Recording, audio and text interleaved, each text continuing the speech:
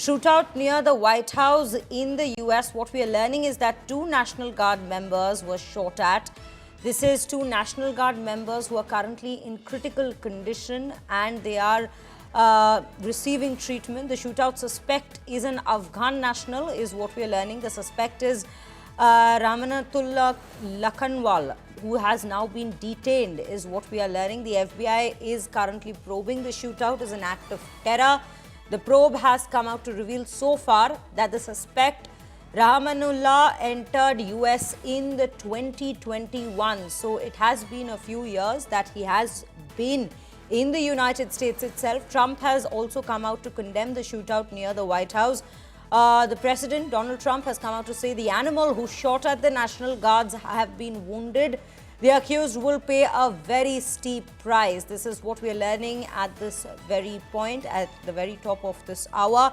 This is a very serious case that's come in at this given point of time. Ramanathullah Lakhanwala, who was in America, who came to America in the year 2021, has shot at two National Guards who were in fact patrolling the very area near the White House. These are people who were assigned to the security patrolling the Joint Task Force in DC, that is the guard operations in the Capitol. That's what we are learning at this given point.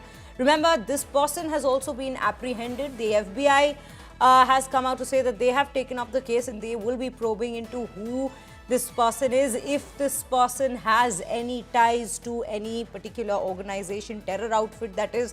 But for now, we are only getting information on this very individual, Ramanathullah Lakhanwala, who has been detained. He was also shot at during the entire exchange that took place between the police and this person at this point. Now we have reactions coming in from the United States to in fact understand what exactly happened before we proceed. Before we get started, on a somber note, we had, and some of you may have seen this on your phones or on social media, but apparently there was a shooting outside the White House just a couple of hours ago. And we're still learning everything. We still don't know the motive. There's a lot that we haven't yet figured out. But what we do know is that a couple of National Guardsmen were injured in the line of duty. And first of all, I want everybody who's a person of faith to say a prayer for those two National Guardsmen, that they're able to spend Thanksgiving with their families instead of losing their lives, because I understand they're still in pretty tough condition. But I think it's a somber reminder that soldiers, whether they're active duty, reserve, or National Guard, our soldiers are the sword and the shield of the United States of America. And as a person who goes into work every single day in that building and knows that there are a lot of people who wear the uniform of the United States Army, let me just say very personally, thank them for what they're doing. We're grateful to them, and we're praying that they're going to be safe and they're going to spend Thanksgiving with their families. God bless them. Two of our brave members of the National Guard and the Department of War were brazenly attacked in a horrendous act of violence. They were shot. They're in critical condition. As you can see behind me, we have assembled the full force of both the federal and state and local law enforcement agencies to bring bear all of our resources to make sure we find the perpetrators responsible for this heinous act. And make no mistake, they will be brought to justice. Since this is an assault on a federal law enforcement officer, this will be treated at the federal level as an assault on a federal law enforcement officer. The FBI will lead out on that mission with our interagency partners, to include the Department of Homeland Security, Secret Service, ATF, DEA. And we're thankful for the mayor's assistance in this matter, the Metropolitan Police Department and their skills in investigating homicides and gun shootings in this city is exceptional. We will work together collaboratively because this is a matter of national security, because it's a matter of pride. President Trump has been informed. We've been in contact with the White House. We will shortchange the American public with no resources to make sure we find and safeguard our nation's capital right here in Washington, D.C., and bring anyone responsible for this heinous act of violence to justice. The shooter shot in a cowardly, dastardly act targeting the best of America, heroes willing to serve in Washington, D.C., serve for people they don't know and they've never met. We will never back down. We will secure our capital. We will secure our cities. In fact, this happened just steps away from the White House. It will not stand. And that's why President Trump has asked me, and I will ask the Secretary of the Army, to the National Guard, to add 500 additional troops, National Guardsmen, to Washington, D.C. This will only stiffen our resolve to ensure that we make Washington, D.C. safe and beautiful. The drop in crime has been historic. So viewers, at this point, we are being joined by our colleague Rohit Sharma, who will in fact take us through some more details of this very attack. Rohit, a very good morning to you. Give us the details of what exactly happened there, because we are also learning that the shooter has been apprehended. Tell us what exactly went down in those very few minutes. Well, today in the afternoon, around 2:15 p.m., and this is the day before Thanksgiving in America, so not a lot of people were around in DC. People usually have travel plans, but around 2:15 p.m., this individual, who's now been identified as a 29-year-old Afghan immigrant, Ramanathullah Lakhanwala, he essentially was 2 blocks away from the White House at Farragut West Metro stop, and he opened fire and it basically, injured 2 National Guard who have been in Washington, D.C. since January. Now, one also has to understand that this was a pre-planned attack. He waited for this targeted attack, is what the authorities are calling it right now, that he waited for this individual, 2 of these National Guards. One, we are being told now, is a female. And he had 4 rounds, and he shot one in the chest. And then the other one, he was able to shoot them in the head. And he tried to escape after that. And then he was obviously apprehended by National Guard and the Metropolitan Police Department of DC. And everybody got involved. And the White House was cordoned off. People around White House, there are so many federal buildings, they were all sealed. People working in those federal buildings were asked to shelter in place. And then once this guy was apprehended, we learned that he also was transported to a local hospital here in Washington, D.C. So, as the other 2 National Guards who were all both battling for their life in intensive care. But what we're learning at this given point, if we look at the current situation, attacks of such kinds, assassination attempts targeting political heads and in general, has spiked up in the United States. While the government keeps the focus on matters like immigration, and yes, that plays an important part in this very attack, what actually is being done on the ground to ensure that such attacks don't rise and consistently take place? Well, look, unfortunate reality of America is, people have a very biased opinion about gun and owning guns, and Second Amendment grants every U.S. citizen to be able to get a gun. And in some states, even if you're a legal permanent resident, you can. So, that's one aspect that has been debated for years in America. And unfortunately, because of that, it allows people, who are not mentally fit or people who have issues to be able to go and get these guns and take it out in public. And this is, again, it's a really unfortunate incident. I mean, these 2 National Guards are from West Virginia. President Trump wanted to clean up Washington, D.C., and this is exactly why he got those National Guards to come and station and work in D.C. In fact, just yesterday, President Trump in his speech talked about how he's cleaned up Washington, D.C., and we haven't had a single murder in the last 6 months. But today, somebody, walks in literally like 2 blocks away, like 300 meters away from Washington, D.C., with a gun and unfortunately shoots these National Guard. So I think America as a society, we need to have that conversation sooner, or should have had years ago, I should say. But somebody will have to do that. But I'm afraid I think nobody would talk about that. I think people will probably talk more on the lines of who this individual is, how did he get into America, was he here on an expired visa, and all that stuff. And the gun violence piece will probably take a backseat again. So at this point, the more the government goes away from the conversation around gun violence in America, are Americans more at risk then, given that such attacks, this is an attack at the 2 National Guards that we are speaking of? It always has been. Frankly, a very senior leader once said in a private setting, and we were talking gun violence, and he said, if there's a kid who has a stick, and if he starts hitting everybody with the stick, who do you blame? The stick or this kid, right? And his logic being, the guns are ending in the wrong hands. So we should look at the people acquiring these guns rather than coming up with a gun law.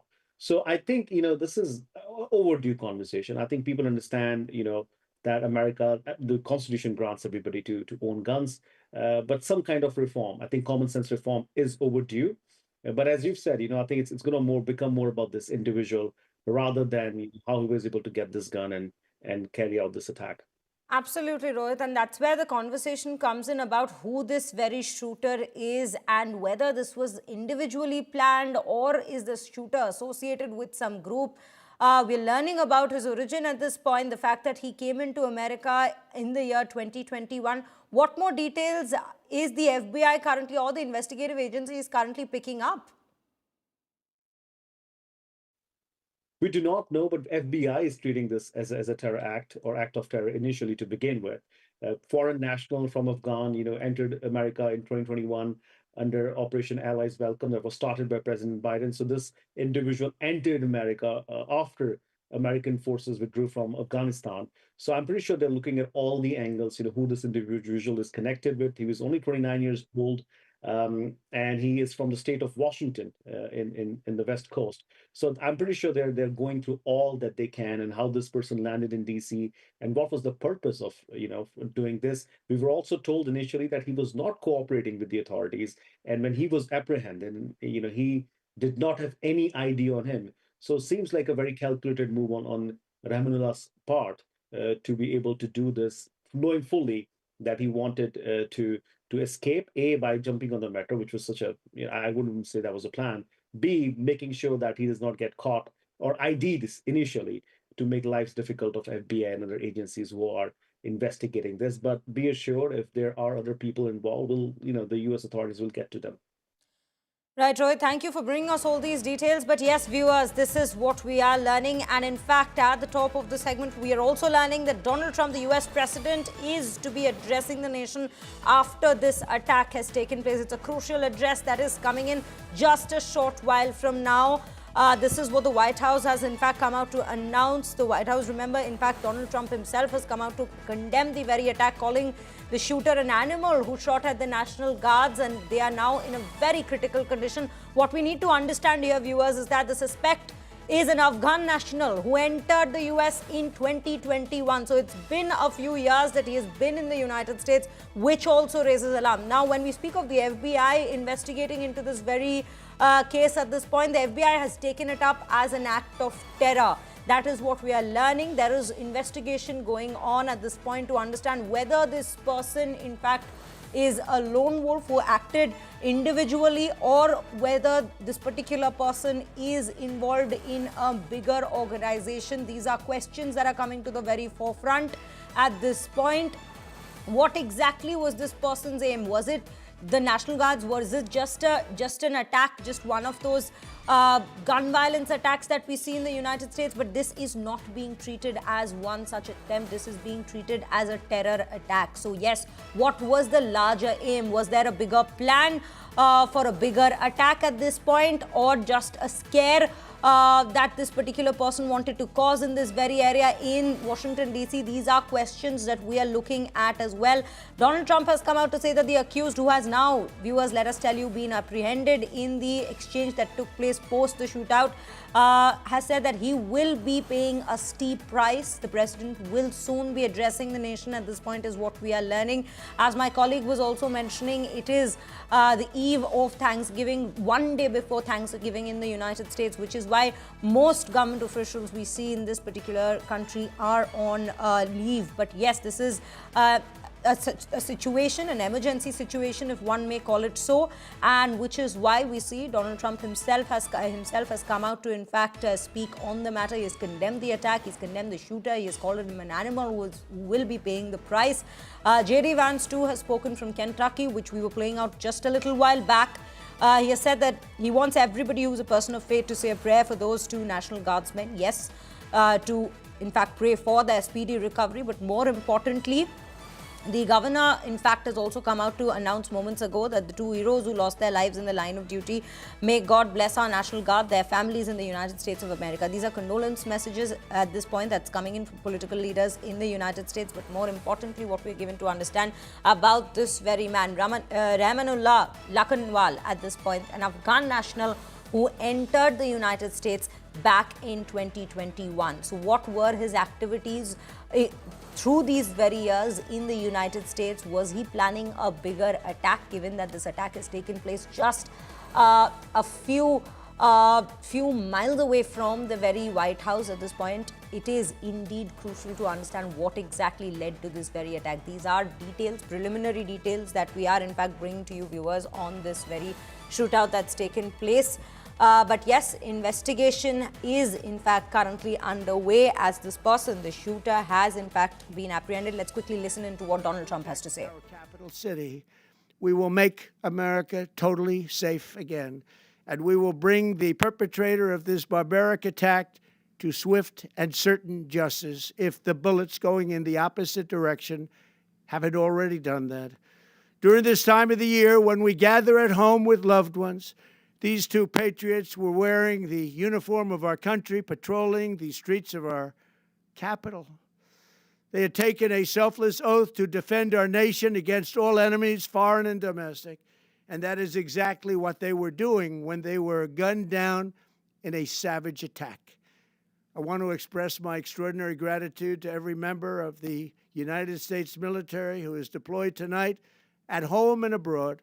I also want to thank the Secret Service and the D.C. Metropolitan Police Department for their work today.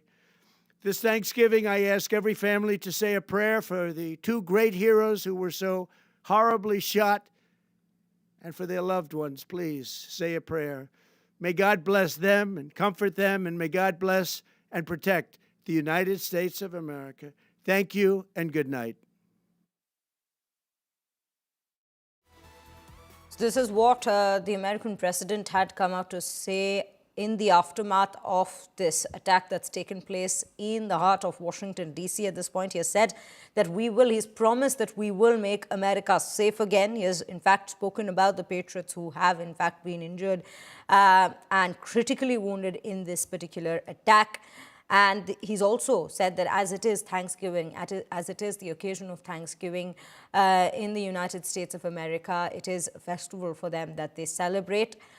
He's come out to ask people to offer a prayer for all those who have, in fact, been in service for the country across the nation, not just within the nation, but also outside. He's thanked all the services and all the officers who came out today to, in fact, apprehend the person who carried out this very attack, thanking them for their services. But more importantly, he has promised that, yes, the attacker shall be brought to justice and in the strictest of ways possible. So, yes, this is the promise that comes in from the US president in the aftermath of this attack. Two National Guard members being shot at in Washington, D.C. is what we are focusing on at the top of 7 this morning.